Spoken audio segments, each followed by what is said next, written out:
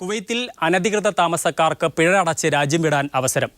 ആഭ്യന്തര വകുപ്പാണ് ഇത് സംബന്ധിച്ച വിജ്ഞാപനം ഇറക്കിയത്. ഇത് സംബന്ധിച്ച് കൂടുതൽ വിവരങ്ങളുമായി ഞങ്ങളുടെ middle east director M Ashraf ചേരുന്നു. അഷ്റഫ്, എന്തൊക്കെയാണ് ഇത് സംബന്ധിച്ച കൂടുതൽ വിവരങ്ങൾ? അനധികൃത താമസക്കാർക്ക് പിഴ അടച്ചുകൊണ്ട് താമസരേഖ പുതുക്കുന്നതിനും രാജ്യം വിടുന്നതിനും അവസരം നൽകിക്കൊണ്ടാണ് കുവൈറ്റ് ആഭ്യന്തര മന്ത്രാലയം ഉത്തരവ് പുറപ്പെടുവിച്ചിട്ടുള്ളത്. ആഭ്യന്തര മന്ത്രാലയത്തിലെ director of public relations and security media brigadier Adel Al Hasas മാധ്യമങ്ങൾക്ക് നൽകിയ പ്രസ്താവനയിലാണ് ഇക്കാര്യം അറിയിച്ചിട്ടുള്ളത്. സ്വയം തയ്യാറായി വരുന്ന നിയമലംഘകർക്ക് പിഴ അടച്ച് അവരുടെ താമസരേഖ പുതുക്കുന്നതിനും രാജ്യം വിട്ടു പോകേണ്ടവർക്ക് അതിനും അവസരം നൽകുന്നതാണ് പുതിയ ഉത്തരവ്. ഈ ഉത്തരവ് വഴി അനധികൃത താമസക്കാരായി രാജ്യത്ത് തങ്ങുന്ന ഇന്ത്യക്കാരടക്കമുള്ള ആയിരങ്ങൾക്ക് വീണ്ടും കുവൈറ്റിലേക്ക് തിരിച്ചു വരുന്നതിന് സൗകര്യമൊരുക്കും.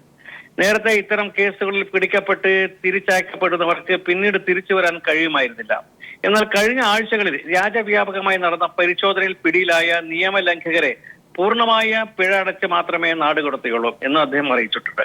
രാജ്യത്ത് അധിവസിക്കുന്ന വിദേശികളോട് അവരുടെ താമസ രേഖകൾ എപ്പോഴും കയ്യിൽ കരുതണമെന്നും സ്പോൺസർമാരോട് അവരുടെ തൊഴിലാളികളുടെ വിസ കാലാവധി അവസാനിക്കുന്നതിന് മുമ്പ് പുതുക്കുന്നതിന് പുതിയ പ്രത്യേക ശ്രദ്ധ വേണമെന്നും അദ്ദേഹം കൂട്ടിച്ചേർത്തു. ഇതിൽ ഏറ്റവും പ്രധാനമായിട്ടുള്ളത് പിഴ അടച്ചുകൊണ്ട് നാട്ടിലേക്ക് തിരിച്ചു പോകാം എന്ന് പറയുമ്പോൾ തന്നെ നാട്ടിലെത്തി തിരിച്ച് കുവൈറ്റിലേക്ക് എത്താം എന്നുള്ളത് പുതിയൊരു നിബന്ധനയാണ്. ഈ നിബന്ധന പ്രകാരം 10,000-കണക്കിന് മലയാളികളാണ് ഇപ്പോൾ കേരളത്തിലുള്ളത്. കുവൈറ്റിലേക്ക് തിരിച്ചു വരാൻ കഴിയാതെ ഈ അനധികൃതമായി താമസിക്കുന്നു എന്ന കാരണം കൊണ്ട് തന്നെ അവരുടെ ബാൻ, അതായത് നിരോധനം ഏർപ്പെടുത്തിയതിനെ തുടർന്ന് അവർക്ക് കുവൈറ്റിലേക്ക് വരാൻ കഴിഞ്ഞില്ല. ഇപ്പോഴത്തെ ഉത്തരവ് പ്രകാരം കേരളത്തിൽ തങ്ങുന്ന കുവൈറ്റിൽ നേരത്തെ പിഴ അടച്ച് അല്ലെങ്കിൽ അല്ലാതെയോ പുറത്തു പോയിട്ടുള്ള ആളുകൾക്ക് തിരിച്ചു വരാനുള്ള ഒരു അവസരം ഒരുങ്ങിയിരിക്കുകയാണ്. കുവൈത്തിൽ അനധികൃത താമസക്കാർക്ക് പിഴ അടച്ച് രാജ്യം വിടാൻ അവസരം ഒരുങ്ങിയിരിക്കുകയാണ്. ആഭ്യന്തര വകുപ്പാണ് ഇത് സംബന്ധിച്ച വിജ്ഞാപനം പുറപ്പെടുവിച്ചിരിക്കുന്നത്. ഇതിന്റെ കൂടുതൽ വിവരങ്ങൾ നൽകിയത് എം അഷ്റഫാണ്. മറ്റൊരു വാർത്തയിലേക്ക്. ദുബായ് വാട്ടർ കനാൽ പദ്ധതിയുടെ നിർമ്മാണ പുരോഗതി കാണാൻ UAE വൈസ് പ്രസിഡന്റും പ്രധാനമന്ത്രിയും ദുബായ് ഭരണാധികാരിയുമായ Sheikh Mohammed bin Rashid Al Maktoum പരിശോധിച്ചു. ദുബായ് ബ്യൂറോയുടെ റിപ്പോർട്ട്. ദുബായ് കനാൽ കുഴിക്കുന്ന ജോലിയും Sheikh Zayed road, Al Wasl road, Jumeirah road എന്നിവിടങ്ങളിൽ നിർമ്മിക്കുന്ന മേൽപ്പാലങ്ങളും ഷെയ്ഖ് മുഹമ്മദ് സന്ദർശിച്ചു. പദ്ധതിയുടെ 61% പണി പൂർത്തിയാക്കിയിട്ടുണ്ടെന്ന് RTA ഡയറക്ടർ ജനറലും ചെയർമാനുമായ മതാർ അൽ തായർ ഷെയ്ഖ് മുഹമ്മദിനെ അറിയിച്ചു. മെയ്ദാൻ ഗ്രൂപ്പ്, സയ്യിദ് ഹുമൈദ് അൽ തായർ, RTA ഡയറക്ടർമാർ, എഞ്ചിനീയർമാർ എന്നിവരും ഷെയ്ഖ് മുഹമ്മദിനെ സ്വീകരിക്കാനുണ്ടായിരുന്നു. ഷെയ്ഖ് സയ്യിദ് റോഡിൽ ഷാർജ ദിശയിലുള്ള 8 വരി മേൽപ്പാലം കഴിഞ്ഞ ദിവസം ഗതാഗതത്തിന് തുറന്നുകൊടുത്തിരുന്നു. അബുദാബി ദിശയിലേക്കുള്ള പാലത്തിന്റെ നിർമ്മാണം ഉടൻ ആരംഭിക്കുമെന്ന് മതാർ അൽ തായർ പറഞ്ഞു. അൽവാസിൽ, ജുമൈറ റോഡുകളിലെ പാലം ജൂലൈയോടെ ഗതാഗതത്തിന് തുറന്നുകൊടുക്കുവാനാകും. കനാൽ വെട്ടുന്ന ജോലി 52%-ലെത്തിയിട്ടുണ്ട്. അടുത്ത സെപ്റ്റംബറിൽ പണി പൂർത്തിയാക്കാൻ സാധിക്കും. കനാലിനോടനുബന്ധിച്ച് നിർമ്മിക്കുന്ന 3 നടപ്പാലങ്ങളുടെ രൂപരേഖയും മാതൃകയും ഷെയ്ഖ് മുഹമ്മദ് പരിശോധിച്ചു. News bureau, Dubai. ആയുർവേദമടക്കമുള്ള ചികിത്സാ രീതികൾക്ക് ഖത്തർ ആരോഗ്യ മന്ത്രാലയത്തിന്റെ അനുമതി. ആയുർവേദം, ഹോമിയോപ്പതി, അക്യുപഞ്ചർ, ഹിജാമ എന്നീ ചികിത്സാ രീതിക്കാണ് ഖത്തർ സുപ്രീം ആരോഗ്യ കൗൺസിൽ അംഗീകാരം നൽകിയത്. ഇത്തരം രീതികൾക്ക് അംഗീകാരം നൽകണമെന്നാവശ്യപ്പെട്ട് 2010 മുതൽ ചർച്ചകൾ നടന്നു വരികയായിരുന്നു. നിയമപരിരക്ഷ ലഭിക്കുന്നതോടെ യോഗ്യരായവർക്ക് അംഗീകൃത ലൈസൻസ് ലഭിക്കുകയും ഈ വർഷം തന്നെ ഇത്തരം ചികിത്സാ രീതികൾ തുടങ്ങാനും സാധിക്കും. ഖത്തർ ദേശീയ ദിനത്തിന്റെ ഭാഗമായി അമീർ ഷെയ്ഖ് തബീം ബിൻ ഹമദ് തൽത്താനിയുടെ കാരുണ്യത്തിൽ ഖത്തർ ജയിലുകളിൽ കഴിയുന്ന 50ഓളം വിദേശികൾക്ക് മോചനം. 27 ശ്രീലങ്കൻ തടവുകാർക്കും 13ഓളം ഇന്ത്യൻ തടവുകാർക്കുമാണ് ശിക്ഷയിൽ ഇളവ് മോചിപ്പിച്ചത്. പ്രവാസികളുടെ പ്രശ്നങ്ങൾ പരിഹരിക്കാൻ ഇന്ത്യൻ എംബസിയും സംവിധാനം ഒരുക്കുന്നു. ഇവ ഉണർന്നു പ്രവർത്തിക്കണമെന്ന് ഖത്തറിലെ ഇന്ത്യൻ അംബാസഡർ സഞ്ജീവ് അറോറ അഭിപ്രായപ്പെട്ടു. എംബസിക്ക് കീഴിലുള്ള ഭരണ നിർവഹണ സംവിധാനങ്ങളായ ICC, ICBF, IBCL എന്നീ പ്രവാസി ക്ഷേമ പ്രവർത്തനങ്ങളിൽ കൂടുതൽ ശ്രദ്ധ കേന്ദ്രീകരിക്കണമെന്നും അദ്ദേഹം ആവശ്യപ്പെട്ടു. പ്രവാസി ഭാരതി ദിവാസ് ആഘോഷത്തിന്റെ ഭാഗമായി സംസാരിക്കുകയായിരുന്നു അദ്ദേഹം.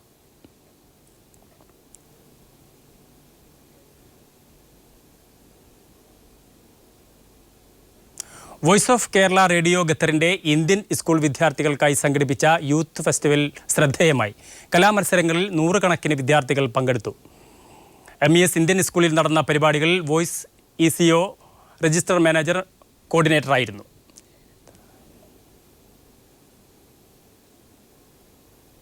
പ്രവാസി വകുപ്പ് നിർത്തലാക്കാനുള്ള തീരുമാനത്തിൽ കേന്ദ്ര സർക്കാർ പുനർവിചിന്തനം നടത്തണമെന്ന് കോഴിക്കോട് ജില്ലാ പ്രവാസി UAE ആവശ്യപ്പെട്ടു. പ്രസിഡന്റ് രാജൻ കൊളവിലപ്പാലം അധ്യക്ഷത വഹിച്ചു.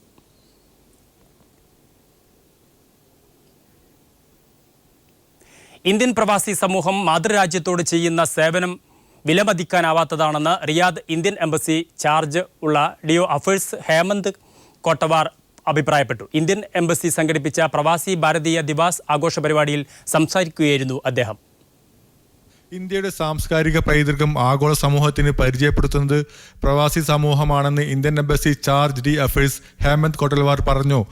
ഇന്ത്യയുടെ സമ്പദ്ഘടനയ്ക്ക് പ്രവാസി സമൂഹം നൽകുന്ന സംഭാവന ചെറുതല്ല.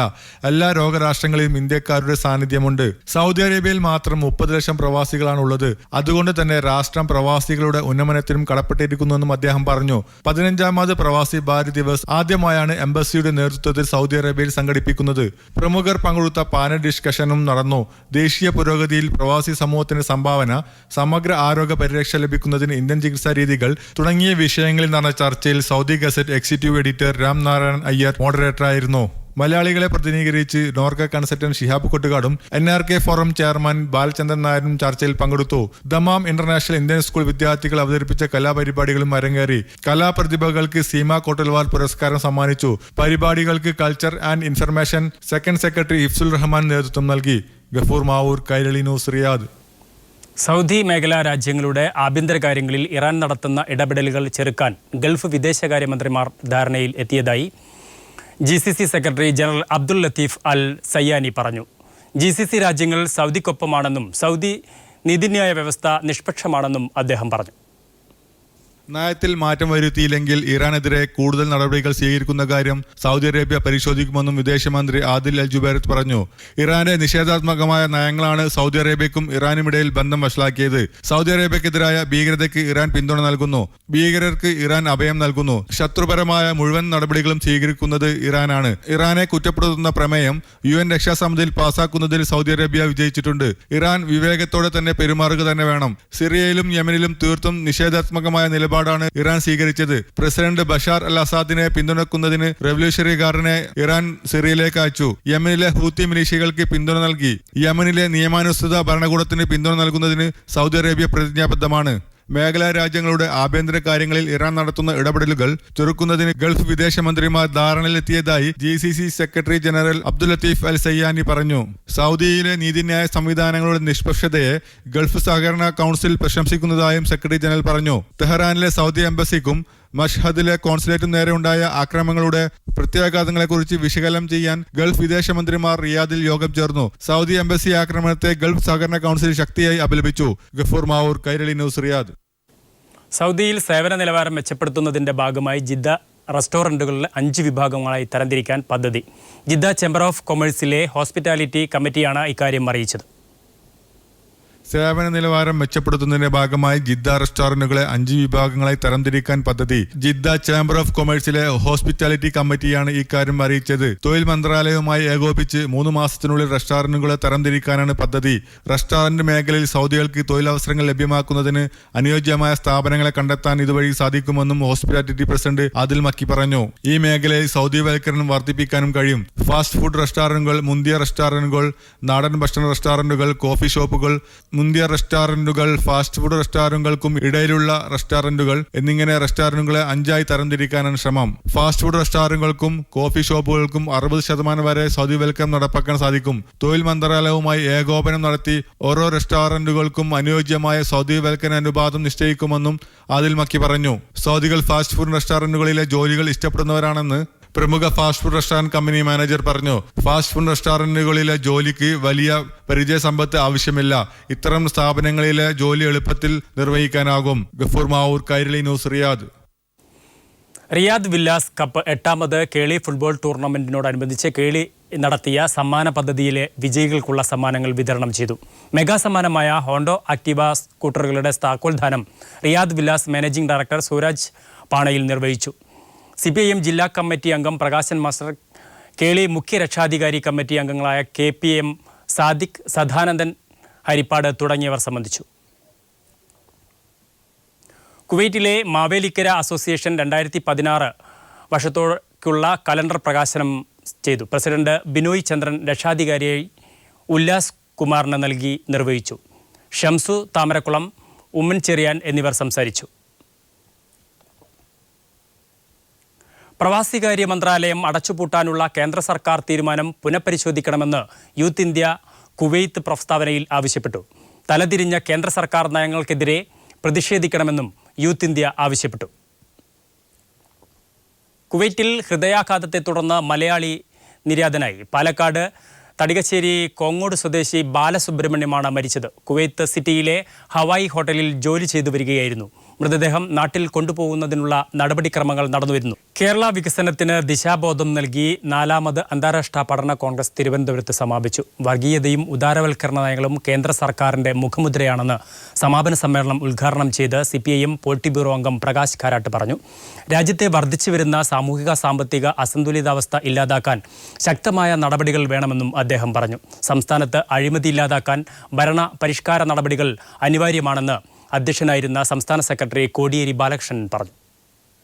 BJP സർക്കാരിന് കീഴിൽ രാജ്യത്ത് സാമ്പത്തിക വളർച്ച കുറഞ്ഞുവെന്നും തൊഴിലില്ലായ്മ വർദ്ധിക്കുകയാണെന്നും പ്രകാശ് കാരാട്ട് ചൂണ്ടിക്കാട്ടി. സംസ്ഥാനങ്ങൾക്കുള്ള വിഹിതം കേന്ദ്ര സർക്കാർ വെട്ടിക്കുറയ്ക്കുകയാണ്. ആഗോളവൽക്കരണ നയങ്ങൾക്കെതിരെ ഇടതുപക്ഷ സർക്കാരുകൾക്ക് ബദൽ കൊണ്ടുവരാൻ കഴിഞ്ഞത് നേട്ടമായെന്നും കാരാട്ട് പറഞ്ഞു. ദേശീയ സാഹചര്യം കണക്കിലെടുത്ത് കേരളത്തിൽ ബദൽ വികസനം നടപ്പാക്കാൻ അന്താരാഷ്ട്ര പഠന കോൺഗ്രസ് സഹായകരമാകും. രാജ്യത്ത് വർദ്ധിച്ചുവരുന്ന സാമൂഹിക സാമ്പത്തിക അസന്തുലിതാവസ്ഥ പരിഹരിക്കാൻ ശക്തമായ ഇടപെടൽ അനിവാര്യമാണ്. ഇതിന് രാഷ്ട്രീയ ഇച്ഛാശക്തിയുള്ള സർക്കാർ അധികാരത്തിൽ എത്തേണ്ടതുണ്ടെന്നും അദ്ദേഹം പറഞ്ഞു. Unique feature of the present national political situation is this combination of neoliberalism and communism. It is a desperate quest by the ruling class of our country.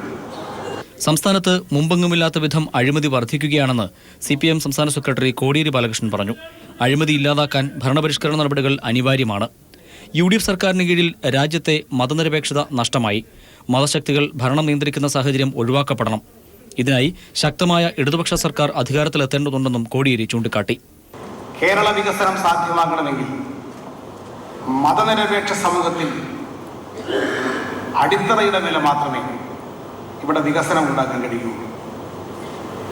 മതനിരപേക്ഷ അടിത്തറയിൽ വിള്ളലുണ്ടാക്കാൻ ശക്തമായ നീക്കം കേരളത്തിൽ നടന്നുകൊണ്ടിരിക്കുന്നുണ്ട്.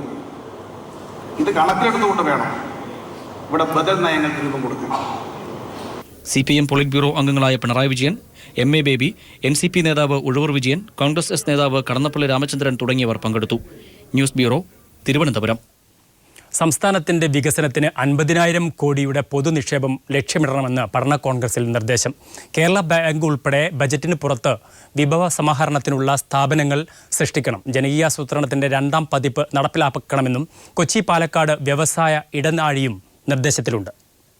52 സെഷനുകളിലായി ബന്ധപ്പെട്ട മേഖലകളിലെ 3500ഓളം പ്രതിനിധികളുടെ ചർച്ചകളിലാണ് പഠന കോൺഗ്രസിലെ നിർദ്ദേശങ്ങൾ ക്രോഡീകരിച്ചത്. ബജറ്റിന് പുറത്ത് വിഭവ സമാഹരണത്തിനുള്ള സ്ഥാപനങ്ങൾ സൃഷ്ടിച്ച് 50,000 കോടി രൂപയുടെ പൊതുനിക്ഷേപം ലക്ഷ്യമിടണമെന്ന സുപ്രധാന നിർദ്ദേശം പഠന കോൺഗ്രസ് മുന്നോട്ട് വെക്കുന്നു. സർക്കാരിന് കിട്ടേണ്ട വരുമാനത്തിന്റെ 1/3 ചോരുന്നു. ഇതിന് തടയിട്ടാൽ റവന്യൂ കമ്മി ഇല്ലാതാക്കാമെന്നും പഠന കോൺഗ്രസ് നിർദ്ദേശിക്കുന്നു. ജനകീയാസൂത്രണത്തിന്റെ 2ാം പതിപ്പും നിർദ്ദേശങ്ങളിലുണ്ട്. ജൈവ കൃഷിയും മാലിന്യ നിർമ്മാർജ്ജനവും കുടുംബശ്രീക്ക് പ്രാമുഖ്യം നൽകി നടപ്പാക്കുകയാണ് ഇതുവഴി ലക്ഷ്യമിടുന്നത്. നിർദ്ദേശങ്ങളിലുള്ള അതിവേഗ പാത എക്സ്പ്രസ് ഹൈവേ ആണെന്ന് തെറ്റിദ്ധാരണ വേണ്ടെന്ന് തോമസ് ഐസക് വിശദീകരിച്ചു. മുനീർ സാബിന്റെ ഒരു പ്രസ്താവനയുണ്ട്. എന്റെ എക്സ്പ്രസ് ഹൈവേയെ കുറിച്ച് ഇപ്പോഴെങ്കിലും വിവേകപൂർവ്വം ചിന്തിക്കാൻ കഴിഞ്ഞല്ലോ. ഇവിടെ പഠന കോൺഗ്രസിന്റെ ഭാഗമായിട്ടുള്ള രേഖയിലും അധ്യക്ഷ പ്രസംഗത്തിലുമെല്ലാം അതിവേഗപാതയെക്കുറിച്ച് പറയും. അതെന്താണ് അതിവേഗപാത എന്നുള്ളത് ആ റിപ്പോർട്ടൊന്ന് വായിച്ചു നോക്കിയിരുന്നെങ്കിൽ ആളുകൾക്ക് മനസ്സിലായി. എക്സ്പ്രസ് ഹൈവേ അല്ല, മറിച്ച് അതിവേഗ റെയിൽപാതയാണ്. വളരെ വ്യക്തമായിട്ട് പറഞ്ഞിട്ടുള്ള കാര്യം. അതിവേഗ റെയിൽപാത എന്തിനു വേണ്ടിയിട്ടാണ്? ഈ കേരളത്തിലെ എക്സ്പ്രസ് ഹൈവേ അനാവശ്യമാക്കി മാറ്റുന്നതിന് വേണ്ടി. മണൽ പാറ ഖനനത്തിന് സാമൂഹ്യ നിയന്ത്രണം വേണം. കൊച്ചി പാലക്കാട് വ്യവസായ ഇടനാഴി തുടങ്ങിയ സുപ്രധാന നിർദ്ദേശങ്ങളും പഠന കോൺഗ്രസിൽ ഉയർന്നു. MR Sajesh, news bureau, Thiruvananthapuram. ആരോഗ്യരംഗത്ത് കേരളം കൈവരിച്ച നേട്ടങ്ങൾ നിലനിർത്താൻ മാലിന്യ സംസ്കാരം വളർത്തണമെന്ന് അന്താരാഷ്ട്ര കേരള പഠന കോൺഗ്രസ്. ഇതിനായി സംസ്ഥാനത്ത് മാലിന്യ സംസ്കരണ കർമ്മ പരിപാടിക്ക് രൂപം നൽകണമെന്നും നിർദ്ദേശമുയർന്നു. നഗര ഗ്രാമ വ്യത്യാസങ്ങൾ ഇല്ലാതാകുന്ന കേരളത്തിൽ പരിസര മലിനീകരണം രൂക്ഷമാവുകയാണെന്ന് പഠന കോൺഗ്രസ് വിലയിരുത്തുന്നു. ഖരമാലിന്യ നിർമ്മാർജ്ജനവും വായു മലിനീകരണ നിയന്ത്രണവും മലിനീകരണത്തിനെതിരെയുള്ള ജനജാഗ്രതാ ബോധനവും ഉൾപ്പെടുന്ന വ്യാപകമായ പൊതുബോധവൽക്കരണ പ്രവർത്തനങ്ങൾ തദ്ദേശ സ്വയംഭരണ സ്ഥാപനങ്ങളുടെ നേതൃത്വത്തിൽ നടപ്പാക്കണം. ഉറവിട മാലിന്യ സംസ്കരണം നിർബന്ധമാക്കണമെന്നും അജൈവ മാലിന്യങ്ങളുടെ സുരക്ഷിത നീക്കൽ ഉറപ്പാക്കണമെന്നും പഠന കോൺഗ്രസ് നിർദ്ദേശിക്കുന്നു. നമ്മൾ വലിയ പ്രതിസന്ധി അല്ലെങ്കിൽ നമ്മൾ വലിയ പ്രശ്നമാണെന്ന് പറയുന്ന മാലിന്യം ഉപയോഗിച്ച് തന്നെ അതിനെ നമ്മൾ നല്ല രീതിയിൽ സംസ്കരിച്ചു കഴിഞ്ഞാൽ ഇതിനെ ജൈവവളമാക്കി മാറ്റി നമുക്ക് മണ്ണിലെത്തിക്കാൻ പറ്റിക്കഴിഞ്ഞാൽ മണ്ണിന്റെ ആരോഗ്യം വീണ്ടെടുത്ത് വലിയ ഒരു സാധ്യതയാണ് ഈ മാലിന്യം എന്ന് പറയുന്നത്. ജലമലിനീകരണവും വായു മലിനീകരണവും കേരളം നേരിടുന്ന പ്രധാന പ്രശ്നങ്ങളിലൊന്നാണെന്നും പഠന കോൺഗ്രസ് വിലയിരുത്തുന്നു. ഇത് തടയുന്നതിന് ദീർഘകാലാടിസ്ഥാനത്തിൽ പദ്ധതികൾ ആവിഷ്കരിക്കണം. ഇതിനായി ജനകീയ ക്യാമ്പയിനുകൾ സംഘടിപ്പിക്കണം. പ്ലാസ്റ്റിക് ഉപഭോഗം നിയന്ത്രിക്കുകയും പ്രകൃതിക്കിണങ്ങിയ പകര ഉൽപ്പന്നങ്ങളുടെ നിർമ്മാണം പ്രോത്സാഹിപ്പിക്കുകയും ചെയ്യണം. അതിലൂടെ ചെറുകിട തൊഴിൽ സംരംഭകർക്ക് ഉണർവ് നൽകാൻ കഴിയുമെന്നും വിലയിരുത്തലുണ്ടായി. മാലിന്യ സംസ്കരണ നിബന്ധനകൾ പാലിക്കാൻ തയ്യാറാകാത്തവരോ നടത്തിപ്പിൽ വീഴ്ച വരുത്തുന്നവരോ ആയ സ്ഥാപനങ്ങളുടെയും സംരംഭകരുടെയും പ്രവർത്തനം നിർത്തിവെക്കാനുള്ള അധികാരം തദ്ദേശ സ്ഥാപനങ്ങൾക്ക് നൽകണമെന്നും പഠന കോൺഗ്രസ് ശുപാർശ ചെയ്യുന്നു. News bureau, Thiruvananthapuram. പൊതുമേഖലാ സ്ഥാപനങ്ങളിലെ മാനേജിംഗ് ഡയറക്ടർമാരുടെ നിയമനത്തിന് പ്രൊഫഷണൽ റിക്രൂട്ട്മെന്റ് ബോർഡുകൾ രൂപീകരിക്കണമെന്ന് പഠന കോൺഗ്രസിൽ നിർദ്ദേശം.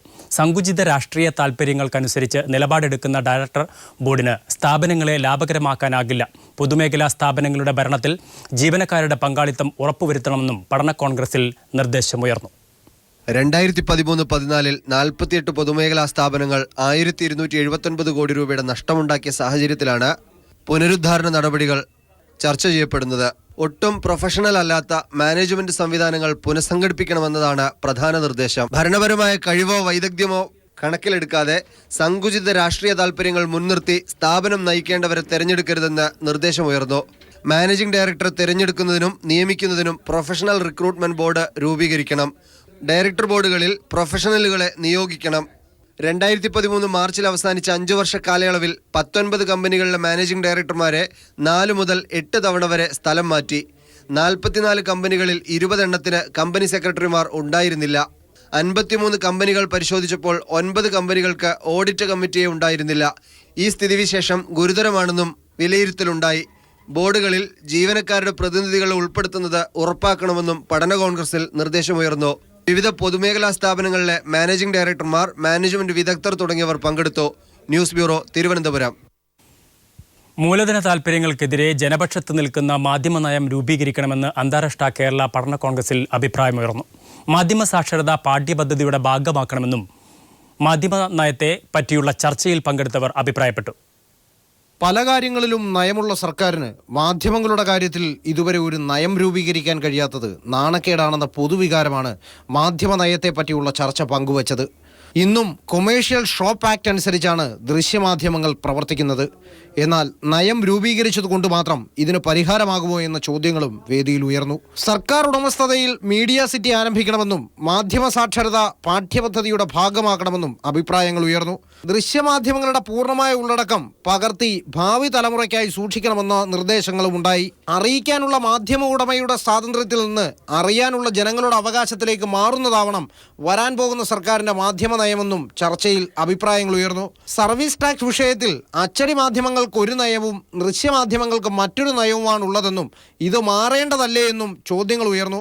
അടിമകളെ സൃഷ്ടിക്കുന്ന വാർത്താ മുതലാളിത്തം അവരുടെ അടിമ കലാപങ്ങളെയും നേരിടേണ്ടി വരുമെന്ന പൊതുവികാരവും ചർച്ചയിൽ പങ്കെടുത്തവർ പങ്കുവച്ചു.